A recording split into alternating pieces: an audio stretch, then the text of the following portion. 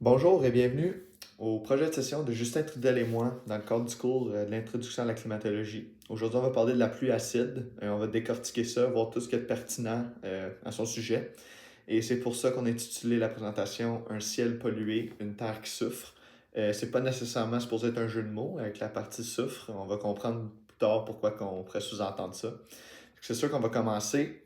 On va se demander, la définition, c'est quoi la pluie acide? La pluie acide, dans le fond, tout ce que c'est la pluie qui tombe du ciel. Parce que quand cette pluie-là se trouve à un seuil de pH plus acide que la normale.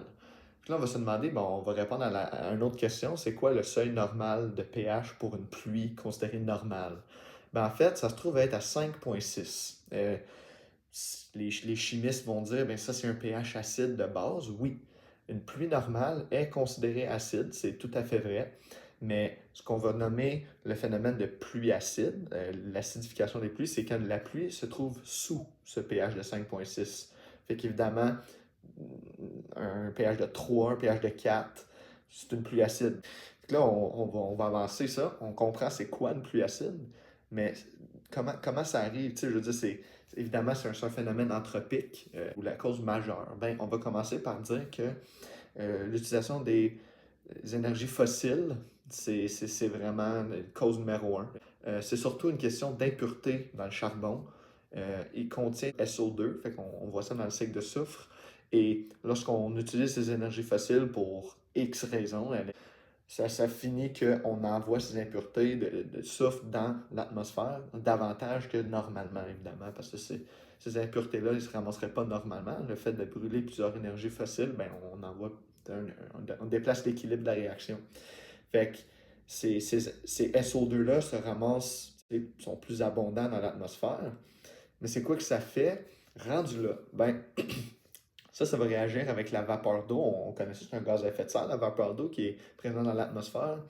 Cette, cette vapeur d'eau va interagir avec les ions sulfites que je viens de nommer, les SO2. Puis ça va former de l'acide sulfurique, qui est un acide fort, évidemment, et on peut déduire que c'est là que va se produire l'acidification des pluies. Il y a aussi un autre phénomène, je peux dire que je n'ai pas mentionné, c'est avec l'azote, on voit les produits nitreux relâchés par, mettons, les exhausts des véhicules. Ça aussi, ça va se ramasser davantage dans l'atmosphère, interagir avec la vapeur d'eau, former de l'acide nitrique ou un acide. Fait qu'évidemment, c'est de même que le phénomène se produit. Après ça, on va comment ça se produit. On va décortiquer le schéma un petit peu plus loin. On va regarder, cette pluie acide-là, c'est une définition de comment elle se ramasse en plus sur les terres, mettons. Il y a la déposition sèche, en anglais, là, comme on voit sur le schéma dry deposition. Mais ça, c'est tout ce qui est une poussière ou une fumée dans les places sèches qui tombe au sol, évidemment. euh, Ça va venir être lessivé par de la pluie aussi, mais tu sais, les particules sèches, et être mélangé avec les pluies acides, déversé dans les lacs. Puis il y a aussi la déposition mouillée, humide. En anglais, c'est wet deposition. Ça, c'est les précipitations comme on connaît, comme la pluie, la neige, une météo mouillée, si on peut dire. C'est ces précipitations-là elles-mêmes qui sont acides.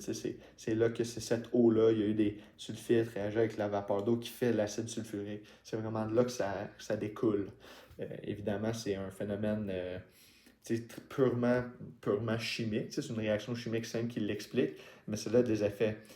Évidemment, une question qu'on pourrait se poser, c'est fait, qu'est-ce que ça fait, mettons, si ça baisse à 5, 4,5, 4, 3, c'est quoi le problème? C'est une question du spectre du pH, vraiment, c'est tolérable jusqu'au certain point de 5,6, mais si on descend le pH plus bas que ça, on augmente l'acidité, c'est juste plus tolérable pour la planète en entier, c'est ça qu'on va voir.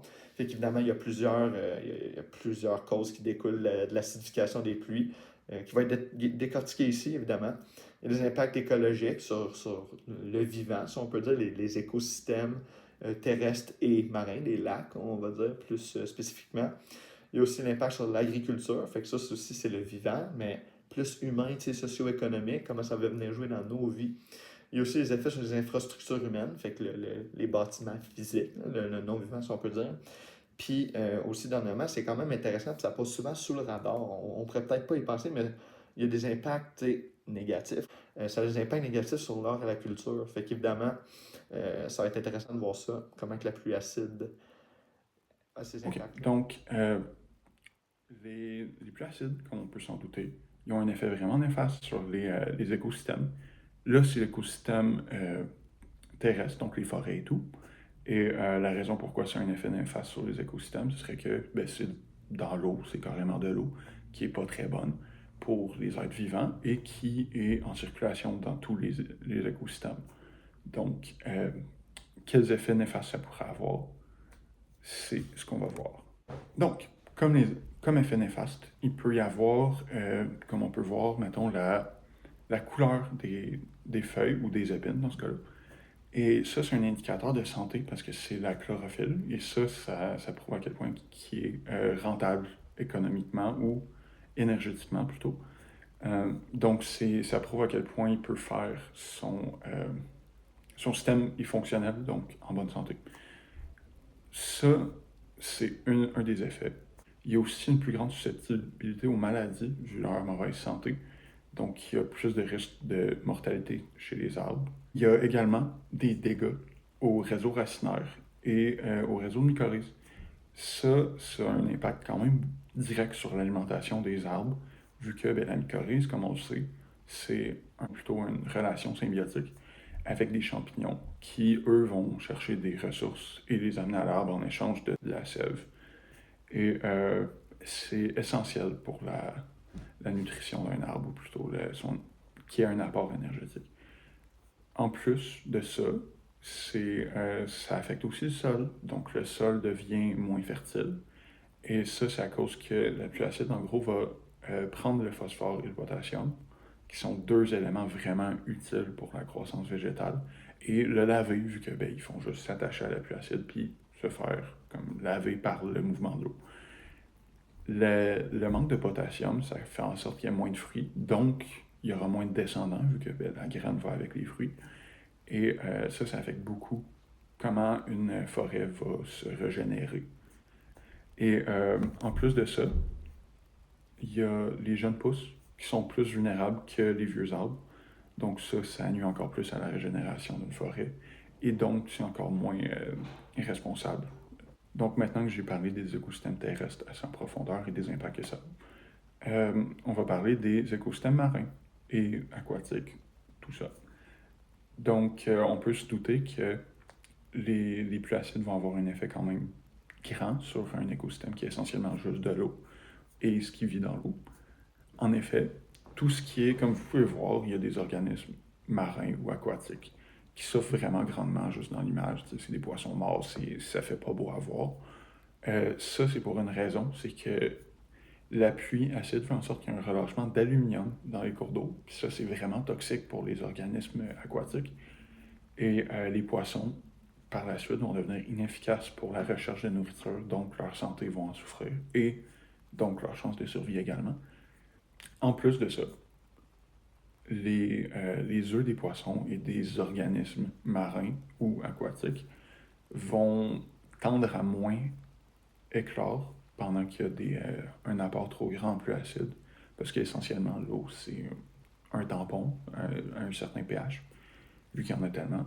Mais si c'est dérégulé, ben, ça va affecter grandement ce qui est de l'éclosion.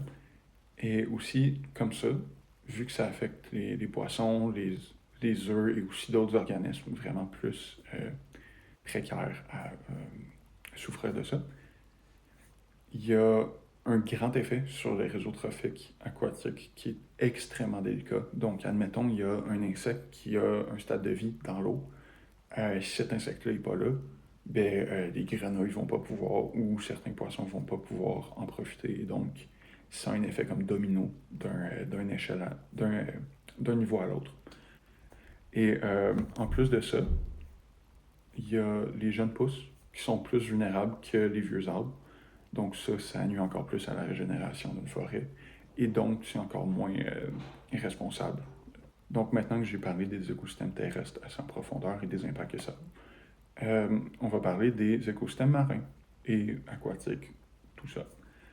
Donc, on peut se douter que les pluies acides vont avoir un effet quand même grand sur un écosystème qui est essentiellement juste de l'eau et ce qui vit dans l'eau. En effet, tout ce qui est, comme vous pouvez voir, il y a des organismes marins ou aquatiques qui souffrent vraiment grandement juste dans l'image. C'est des poissons morts, ça fait pas beau à voir. Ça, c'est pour une raison, c'est que la pluie acide fait en sorte qu'il y a un relâchement d'aluminium dans les cours d'eau. Puis ça, c'est vraiment toxique pour les organismes aquatiques. Et les poissons, par la suite, vont devenir inefficaces pour la recherche de nourriture, donc leur santé va en souffrir et donc leur chance de survie également. En plus de ça, les œufs des poissons et des organismes marins ou aquatiques vont tendre à moins éclore pendant qu'il y a un apport trop grand en pluie acide, parce qu'essentiellement l'eau, c'est un tampon à un certain pH, vu qu'il y en a tellement.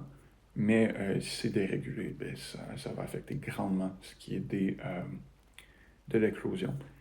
Et aussi, comme ça, vu que ça affecte les poissons, les œufs et aussi d'autres organismes vraiment plus précaires à souffrir de ça, il y a un grand effet sur les réseaux trophiques aquatiques qui est extrêmement délicat. Donc, admettons, il y a un insecte qui a un stade de vie dans l'eau. Si cet insecte-là n'est pas là, ben, les grenouilles ne vont pas pouvoir, ou certains poissons ne vont pas pouvoir en profiter. Et donc, ça a un effet comme domino d'un niveau à l'autre. En plus, les pluies acides font en sorte que, avec le ruissellement dans la terre, qui ont déjà des ions de métaux lourds qui sont toxiques, ça fait en sorte que ça en relâche dans l'eau. Donc ça aussi, c'est vraiment, vraiment néfaste pour ce qui est de tous les organismes. Okay. Donc en plus d'endommager grandement les écosystèmes, la pluie acide va avoir un effet direct aussi sur les infrastructures humaines. Parce que le béton est grugé graduellement par ce qui est des pluies acides. Donc une exposition vraiment longue, ça va avoir des effets vraiment négatifs sur la force compressive. Donc le béton s'est reconnu pour avoir une très grande force compressive. Et c'est pour ça que c'est utilisé dans les bâtiments, par exemple. Mais la pluie acide nuit à ça. La raison, c'est que ça transforme le béton en gypse. Et comme on peut voir avec la formule-là, c'est cette transformation, ça va en gypse et ça prend de l'expansion dans l'ordre d'environ 2 fois. Ça, c'est vraiment néfaste parce que, admettons qu'il y a une craque dans le béton, ben, si ça ruisselle sur le dessus puis que ça rentre un peu dans la craque, ben, la craque va prendre de l'expansion, donc ça va vraiment endommager en profondeur la structure de béton. Et les structures de béton, ben, on s'entend, c'est partout dans notre société moderne. Donc, on peut penser à la sécurité qu'il y a. Ça rend des bâtiments comme des hôpitaux, par exemple, moins sécuritaires et moins utilisables. Et donc, il y a des coûts quand même vraiment importants pour réparer ou reconstruire associés aux pluies acides. Et ça amène vraiment des coûts par rapport aux infrastructures, oui, mais aussi à la culture, que je vais aborder plus tard. Bon, fait que là, on va passer aux impacts de l'acidification des pluies sur l'agriculture. Évidemment, c'est un domaine assez intéressant à observer dans le contexte climatique, dans ce phénomène climatique. C'est surtout une question socio-économique. On va parler un peu plus loin. Fait que c'est ça, ben, on va répondre à la question, c'est quoi que ça fait l'acidification de cette pluie quand ça rentre en contact avec nos récoltes d'agriculture? Ben, comme je viens juste de dire, c'est vraiment une question socio-économique. Ça va venir jouer sur une perte de récolte ou des mauvaises récoltes. On va les avoir peut-être en même quantité, mais vraiment pas de même qualité. Puis, juste avoir moins de récoltes, moins de nourriture pour nourrir le monde. Évidemment, on se ramasserait, ça c'est plus une question de un contexte plus avancé, tu sais, intense, là. Pour le moment, c'est pas rendu là, mais c'est à considérer. Fait que, on va regarder comme exemple spécifique le blé et le riz. Ça, c'est deux récoltes que les humains connaissent très bien. Ça fait longtemps qu'on fait ça, très, très présent dans notre alimentation, surtout en Amérique du Nord, là. Pas pour généraliser partout sur la planète, évidemment. Ces deux récoltes sont très bien connues et il y a une étude spécifique qui a été faite de ça. Je trouve ça important de le mentionner. Ici, comme j'ai dit, on présente une étude spécifique, mais c'est sûr qu'il y a plein d'études aussi qui sont listées dans la bibliographie qui euh, ont juste parlé d'effets général négatifs de l'acidification des pluies sur le monde végétal. Évidemment, parle-tu tout nécessairement du blé et du riz? Non, mais c'est un peu une question généralisée. Il n'y a rien de dogmatique que chaque végétal a les mêmes impacts, mais c'est très, très répandu comme ces impacts négatifs-là sont observés pas mal partout.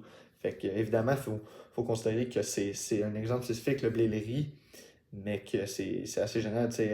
Les plantes se voient moins efficaces dans leur production.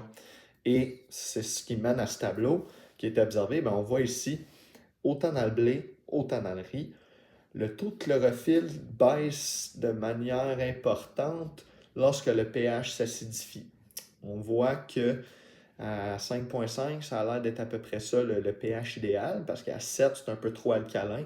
Mais là, tu descends en bas de 5,5, tu t'acidifies, puis on voit que le taux de chlorophylle descend de manière importante. On fait un rappel que la chlorophylle, c'est le pigment important pour effectuer la photosynthèse, ultimement produire le glucose et l'oxygène dans le monde végétal. Fait qu'on se dit que quand cette acidification de pluie cause une baisse importante dans cette première molécule qu'il nous faut pour effectuer la voie métabolique, ça peut faire sonner une alarme parce que ça peut causer des problèmes, comme j'ai mentionné, socio-économiques. Là, on regarde le blé comme exemple spécifique isolé. On le voit, le pH s'acidifie, la chlorophylle descend, ça ne regarde pas bien. Même chose ici à droite, le pH s'acidifie et il y a une moins grande quantité de biomasse, une masse sèche des feuilles, les appareils photosynthétiques des végétaux. Il y en a moins quand le pH s'acidifie, fait que ça affecte même la croissance végétale, non seulement leur production ou comment ils peuvent effectuer la photosynthèse, mais même la croissance des organes photosynthétiques. On regarde aussi le riz, là. Même affaire à peu près, le pH descend, ça s'acidifie, chlorophylle baisse, masse sèche des feuilles baisse aussi. On voit ici une tendance, je ne veux pas dire générale, parce que j'ai juste montré deux exemples, mais comme j'ai dit auparavant, c'est général dans la littérature scientifique, là. C'est généralement accepté ou reconnu que l'acidification des pluies n'a pas tant des bons impacts sur la photosynthèse et la croissance de la biomasse végétale. Je trouve ça important aussi de mentionner que cette étude-là spécifique, dont j'ai tiré les tableaux, les figures, ça, dans le contexte en Afghanistan, parce que ils ont choisi ces deux récoltes-là parce que c'est les deux plus importantes dans leur alimentation, vraiment au top. On s'entend, c'est pas négligeable, là, même ailleurs sur la planète qu'au Afghanistan, je l'ai dit tantôt, l'Amérique du Nord. Fait que si on voit, tu sais, ces pertes-là, ben ça va coûter cher un jour, puis c'est important de garder ça en tête. Maintenant qu'on a parlé des impacts sur l'économie, sur les organismes, la pluie acide a aussi un impact quand même assez grand sur ce qui est de la culture humaine. Donc, comme on le sait, la culture est souvent enregistrée dans des sculptures ou dans des structures de pierre ou de béton ou de marbre. Donc, entre autres, des inscriptions historiques, des histoires des peuples passés qui sont dans des pierres qui sont graduellement rongées, donc les scripts sont effacés par la pluie acide. Ça enlève beaucoup de ce qui est de l'histoire du monde, donc si c'était pas déjà enregistré d'une manière plus moderne, ben ce serait perdu par les pluies acides. Comme on peut voir avec le Taj Mahal, par exemple, ça fait aussi que la beauté des infrastructures ou des monuments historiques diminue quand même. Le Taj Mahal, comme on le voit maintenant, il est un peu jauni, mais avant, c'était une structure vraiment blanche, impeccable, qui a juste dégradé à cause des pluies acides. Donc ça, c'est vraiment négatif pour ce qui est de la beauté du monde en général. Et en plus de juste affecter ça affecte pas juste la beauté en fait, ça affecte aussi l'instabilité et la longueur de vie des structures historiques. Donc, si c'était pas des pluies acides, le Taj Mahal aurait une longévité plus grande qu'avec, ce qui est très dommage. Et ça, on peut associer ça une perte de patrimoine historique et culturel qui, qui est essentiellement causée par la pollution grandissante. Donc c'est vraiment inquiétant pour ce qui est de la culture humaine. Bon, mais maintenant qu'on a fait le tour des impacts de l'acidification des pluies, on va changer un peu notre vision et on va parler un peu de comment régler ce problème-là ou comment essayer de limiter ces effets négatifs. On vient tous les voir. C'est vraiment une bonne question à se poser quand on voit un problème, surtout dans le contexte d'une empreinte anthropique. C'est un problème de racine anthropique. Fait qu'en premier lieu, ben, le Canada, on parle du Canada, c'est notre pays. Le Canada a mis en place des ententes. En 1985, une la plus importante, c'est pour ça que je la souligne, la Eastern Canada Acid Rain Program. C'était surtout les 7 provinces de l'Est de réduire leur émission en SO2 vraiment. Puis mettons un cap sur la quantité. Tu sais, un peu ce qu'on voit typiquement pour les émissions de gaz à effet de serre ou d'autres molécules néfastes. Évidemment, le SO2 ici, c'est pas une question de l'augmentation de l'effet de serre, mais on comprend le principe. C'était vraiment juste limité. Si on regarde plus la science pure appliquée, si on peut dire, elle nous recommande quoi? Évidemment, c'est un peu la réponse évidente, mais plate, c'est d'arrêter d'utiliser les énergies fossiles, surtout celles contaminées avec les SO2. Évidemment, ça, on sait qu'il ne faut pas faire ça, qu'il faut réduire ces émissions-là pour plusieurs autres raisons. Mais on a un système de vie qui en dépend, fait qu'on ne peut pas arrêter ça tout de suite.